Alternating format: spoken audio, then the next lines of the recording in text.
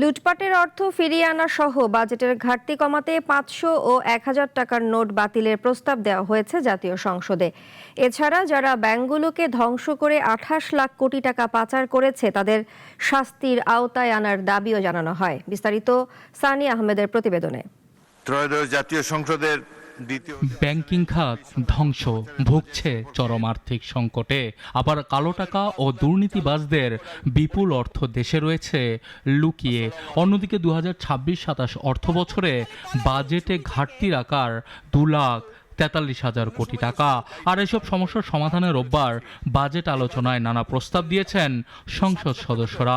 7,32,000 কোটি টাকা চলে যাচ্ছে।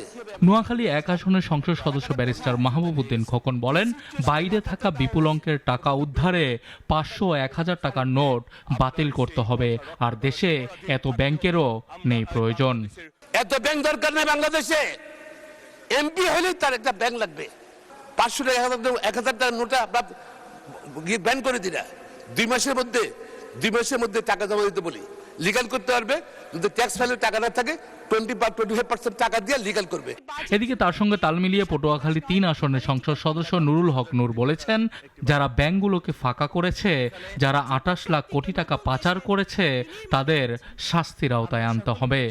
এই পাচারকারীদেরকে, এই দুর্বৃত্তদেরকে যদি শাস্তির মুখোমুখি না করা যায় তাহলে অর্থমন্ত্রীর যে আর্থিক শৃঙ্খলা প্রতিষ্ঠার কথা সেটি ডিফিকাল্ট হবে। কি হবে যদি সত্যি 500-1000 টাকার নোট বাতিল করা হয়? ইতিবাচক দিক হলো ব্যাংকে টাকা জমা দেওয়ার হিড়িকে সংকট কমবে, কালো টাকা ও অর্থগুলো নানা চ্যানেলে সাদা হবে। তবে নেতিবাচক দিক হলো ছোট লেনদেনের ব্যবসায়ী ও সাধারণ মানুষের সাময়িক ভোগান্তি হবে। এছাড়া কালো টাকার মালিকরা বিনিয়োগের রূপ বদল করে আবাসন ও স্বর্ণ কিনে মজুত করবে। তবে দিন শেষে ভারতের নোট বাতিলের সাহসী সিদ্ধান্তে তাদের অর্থনীতির গতি এগিয়েছে 10 বছর।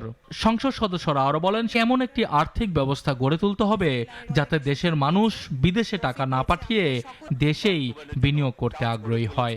স্বাধীনতার পরে পর্যন্ত মানি লন্ডারিং যত টাকা মানি লন্ডারিং করেছে, আমরা বক্তৃতায় সবাই বলেছি, শ্বেতপত্র প্রকাশ করেছি, কোনো টাকা ফিরে আসে নাই। সানি আহমেদ, নাগরিক, ঢাকা।